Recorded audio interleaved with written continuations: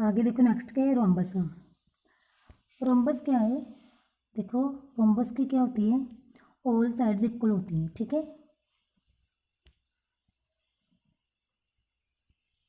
Rhombus की क्या होती है, ऑल साइड्स इक्वल होती हैं, ठीक है, सारी साइड्स इक्वल होती हैं, रोम्बस होती है, ठीक है। ऑल साइड्स इसकी इक्वल होती हैं, ठीक है, इसको हम रोम्बस बोलते हैं। एज इट इज़ अगर हम डायगोनल की बात करें, अगर हम अपोजिट वर्टेक्स को ज्वाइन करा दें तो ये क्या बन जाते हैं, डायगोनल। इनको हम क्या बोलते हैं, इनको हम क्या बोलते हैं, डायगोनल बोलते हैं, ठीक है। ये क्या होते हैं, डायगोनल, डायगोनल, ओके। आगे क्या है, अगर हमने रोम्बस का एरिया फाइंड करना है तो कैसे फाइंड करोगे आप रोम्बस का area, base into height, base into height, ठीक है। रोम्बस का एरिया हम कैसे फाइंड करते हैं, बेस और हाइट के मल्टीप्लाई कर देते हैं, ठीक है। अगर आपके पास रोम्बस के डायगोनल गिवन है तो आप डायगोनल के प्रोडक्ट करोगे और उनका हाफ कर दोगे, ठीक है, ठीक है।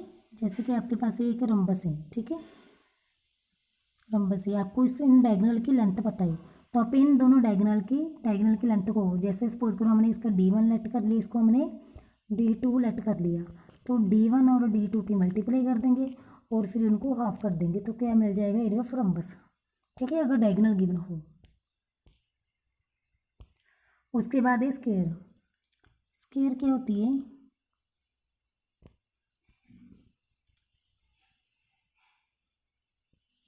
स्क्वायर की भी ऑल साइड्स इक्वल होती हैं, पर इसमें खासियत क्या है इसकी कि इसके सारे एंगल्स कितने के होते हैं, 90 डिग्री के होते हैं। सारे एंगल्स कितने कितने डिग्री के होते हैं, 90 डिग्री के होते हैं, ठीक है। रोम्बस में ओनली सारी साइड्स इक्वल होती हैं, पर स्क्वायर में क्या होता है, साइड्स की इक्वल भी होती है और साथ में सारे एंगल्स 90 डिग्री के होते हैं, तो ये स्क्वायर है, ठीक है, स्क्वायर है, ठीक है। और अगर आपने क्या करना है, स्क्वायर का पेरीमीटर फाइंड करना है, स्क्वायर का पेरीमीटर फाइंड करना है, तो क्या करोगे, इसकी फोर साइड से फोर साइड को ऐड कर दोगे। हमें पता है कि सारी साइड से इक्वल है, सेम है, तो हम क्या यूज़ कर सकते हैं, 4 इंटू साइड यूज़ कर सकते हैं, ठीक है, इजी फाइंड करने के लिए। इजीली फाइंड करने के लिए हम क्या यूज़ करेंगे, अगर आपने पेरीमीटर ऑफ स्क्वायर फाइंड करना है तो आप सीधा क्या करोगे, 4 मल्टीप्लाई लेंथ ऑफ साइड, ठीक है, क्योंकि चारों साइड्स इक्वल है, तो हमने क्या किया, 4 मल्टीप्लाई लेंथ ऑफ साइड को कर दिया, तो हमें पेरीमीटर मिल जाएगा। उसके बाद अगर आपने एरिया ऑफ स्क्वायर फाइंड करना है इसको, उसके आपके पास साइड गिवन है, तो आप क्या करोगे, साइड को 2 बार मल्टीप्लाई कर दोगे, ठीक है, length of side into length of side, तो आपको क्या फाइंड हो जाएगा, एरिया ऑफ स्क्वायर। अगर आपके पास डायगोनल गिवन है तो आपने क्या करना है, स्क्वायर के डायगोनल इक्वल होते हैं, तो जो डायगोनल आपको गिवन होंगे, ठीक है, डायगोनल गिवन होगा स्क्वायर का, तो आप क्या करोगे, उस डायगोनल की स्क्वायर कर दोगे, डायगोनल की स्क्वायर कर दोगे, फिर उसका हाफ कर दोगे, ठीक है, हाफ इंटू डायगोनल स्क्वायर, ठीक है। आपने क्या करना है, अगर एरिया ऑफ स्क्वायर फाइंड करना है, आपके पास डायगोनल गिवन है तो आप डायगोनल की स्क्वायर करोगे उसको, फिर हाफ कर दोगे, ठीक है, तो आपको एरिया ऑफ स्क्वायर मिल जाएगा, ठीक है। उसके बाद है रेक्टेंगल। रेक्टेंगल है क्या, अगर हम बात करें रेक्टेंगल की, तो रेक्टेंगल क्या होती है,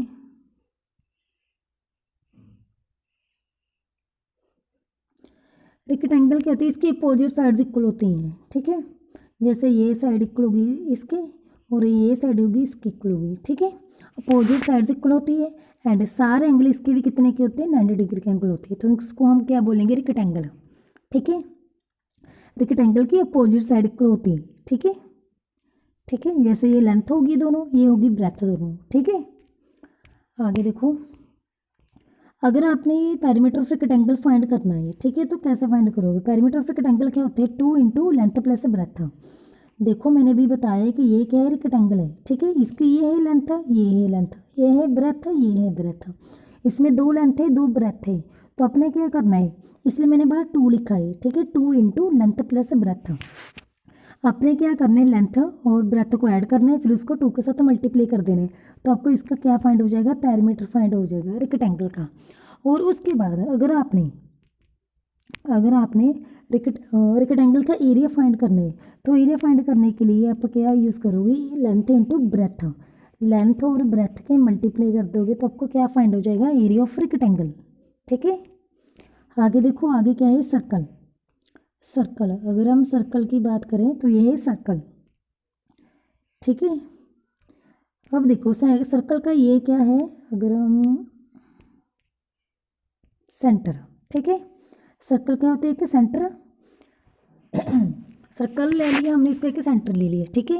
अब देखो नेक्स्ट हमने क्या लिया कि रेडियस ले लिया।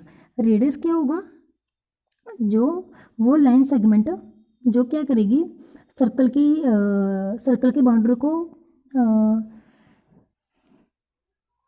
जो क्या करेगी सर्कल की बाउंड्री को टच करेगी एंड सेंटर को टच करती है, ठीक है। मीन्स सेंटर से लेकर सर्कल की बाउंड्री तक जो ये डिस्टेंस है इसको हम क्या बोलते हैं, रेडियस बोलते हैं, ठीक है। और डायमीटर क्या है, डायमीटर वो लाइन सेगमेंट होती है जो क्या करती है, सेंटर से पास होते हुए सर्कल को दोनों साइड से टच करती है, सर्कल की बाउंड्री को टच करती है, ठीक है, दोनों साइड से। जैसे ये क्या है, रेडियस है, ठीक है, रेडियस हो गया।